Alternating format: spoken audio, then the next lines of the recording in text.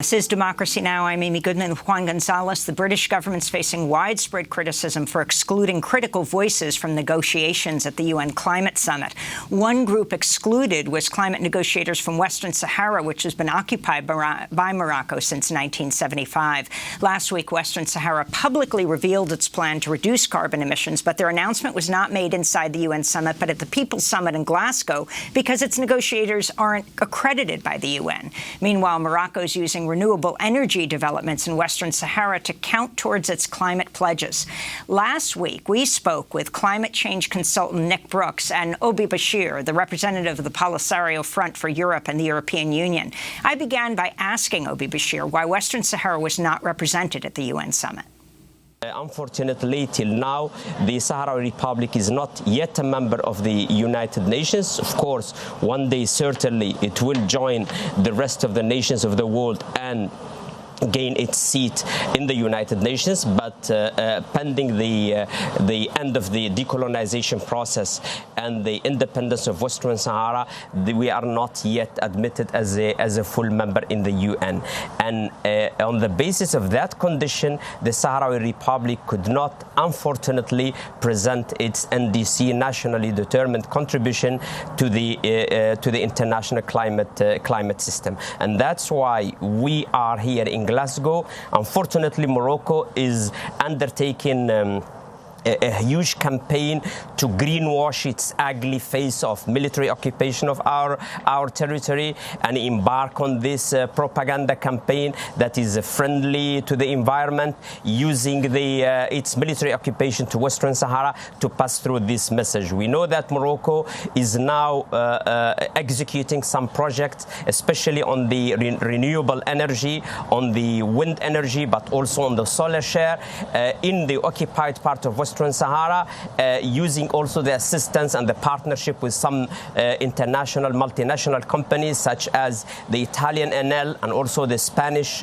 Siemens Gamesa, who are now on a major project in Western Sahara. Just to give you a sense of the statistics that we have, that maybe by 2030 the entire wind energy that will be produced in Western Sahara, around almost 47% of it will be illegally produced from Western Sahara. On the solar energy, around 10%, and it may reach even until 30% of the global solar energy produced or announced to be produced by Morocco. It will be produced from within a context, an illegal context of occupation. And unfortunately, the international climate system, the UN Conference on Climate Change, is receiving those data that have been submitted by Morocco, and we think it is not the right thing to do. It is illegal because this energy has been produced in a context of violation of the international law. The European Court of Justice, General Court of Justice, just issued its decision last month on September. On the 29th of September, annulling two agreements that have been passed between the European Union and the Kingdom of Morocco, because there is no legal basis of that, because the consent of the people of Western Sahara was not achieved by the European Union and Morocco in this regard, and the abuses of human rights are largely and widely denounced by all international humanitarian organizations. So this is the real ugly face of the Moroccan occupation to our territory. I wanted to bring in Nick Brooks. You've been a climate consultant traveling to Western Sahara for about 20 years or so. Could you talk about the report that Oubi mentions? It notes that the World Bank puts the offshore wind power potential of Western Sahara at 169% greater than that of Morocco. And so could you talk about the importance of Western Sahara in terms of renewable energy, and also where is the African Union in all this? What's its stance in recent years on the continued occupation of the territory? Okay, thank you. I think on the African Union question, I'll probably ultimately defer back to Oubi. He knows this issue much better than I do. But on the importance of the report and the role of Western Sahara in combating climate change, certainly the potential for renewables is enormous there. And we're already seeing Morocco beginning to exploit that. And as Oubi mentioned, one of the key issues here is the issue of climate justice. And what we're seeing is a lot of the principles that are embedded in the Paris Agreement on climate change actually being ignored or essentially abused.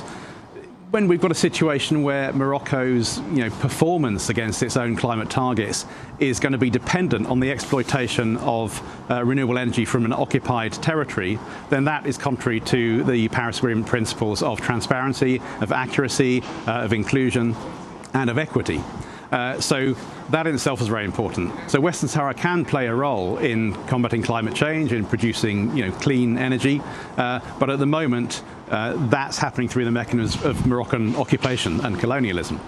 So one of the roles of the report is to try and highlight this issue and to try and amplify, give the Sahrawi a voice, because as Oubi said, they have been completely and systematically excluded from international processes of climate governance and climate finance. If we take the finance, for example, we can look at the amount of finance going to neighbouring countries in 2019. Just in terms of formal multilateral climate finance to Morocco, we're looking at about $300 million. If we look at Mauritania, it's about 17 million, a little less for Algeria. Sorry, 75 million for Mauritania and about 17 million for Algeria. Western Sahara received nothing. So this is public money from donor countries to climate funds, formal climate funds, that gets channeled to help developing countries address the impacts of climate change and develop low-carbon societies and economies. So again, Western Sahara is completely excluded from this, and so they're denied the resources with which they could adapt and with which they could. And I think we're emphasising mitigation here, but mitigation being reduction of greenhouse gas emissions and transitions to clean energy. But adaptation is also hugely important. Most of the Sahrawi live as refugees in the Algerian desert, in the refugee camps, and these are areas that are already really, really harsh and will suffer some of the worst impacts of climate change. We're talking about a big increase in the number of days where the temperature exceeds 50 degrees Celsius, for example. That zone in a recent report was classified as being at the edge of a region of extreme risk from heat extremes, with real consequences for sort of human welfare, human mortality and morbidity. We talked about the floods as well. The Sahrawi refugee camps, while we're looking at a general reduction in water availability and increased heat, what rainfall that is coming in more intense and more extreme bursts, and so this is causing devastating floods. And one of the robust findings about the impacts of climate change is that we expect more of these intense rainfall events, increasing flood risk. Let me respond to the question on the African Union. As you know, the Sahrawi Republic is a member of the Organization of the African Unity since 1984, and Morocco withdrew as a sign as a position to protest against our admission. But then Morocco tried from outside to influence on our position and failed because of the commitment of all African countries behind the cause of the Sahrawi people, the cause of the people that are struggling in what is known inside the African Union as Africa's last colony, which is Western Sahara. And in 2017, Morocco decided to submit a petition to be admitted in the African Union, and now is sitting side by side to the Sahrawi Republic.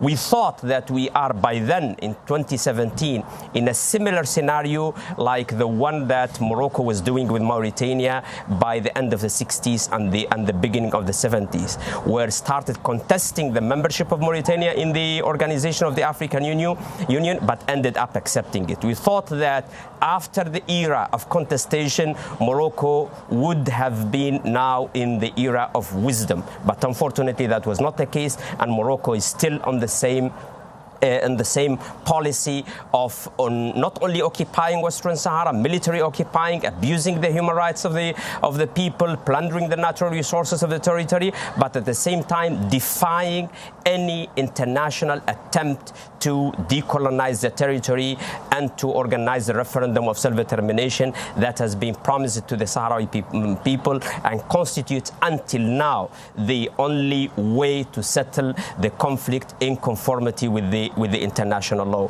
The African Union in March this year, after the resumption of the armed struggle in Western Sahara as a result of the Moroccan violation of the terms of the ceasefire in November last year, the African Union, the Peace and Security at a summit conference passed a resolution asking the two member states, the Sahrawi Republic and the Kingdom of Morocco, to engage in direct negotiations and maybe looking for a new ceasefire between them, but the settlement should be on the basis of the African Union Charter, and especially the Article number 4 that insists on the necessity to fully respect the inherited boundaries from the colonial era, which means Morocco in its internationally recognized boundaries and Western Sahara on its own. The next day, the Moroccan government declared that it's not concerned with this and it will never accept it. So the African Union is very clear, is behind the Sahrawi Republic as a founding member of it,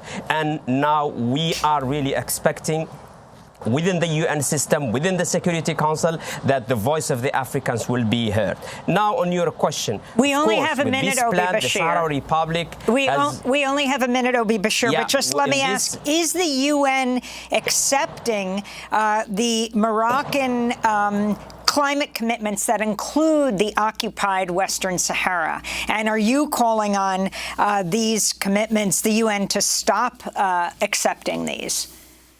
Exactly. That is one of the major calls that we are making here, that the United Nations Conference on Climate Change should exclude and refuse to give credit to any data, any projects that are generated in Western Sahara, because they are generated within a context of a military occupation that the UN has refused to endorse. That's the position of the international community, that's the position of the UN, and that's what the international legality is saying. So the international climate system shouldn't operate in a different way from the international system. Justice is indivisible.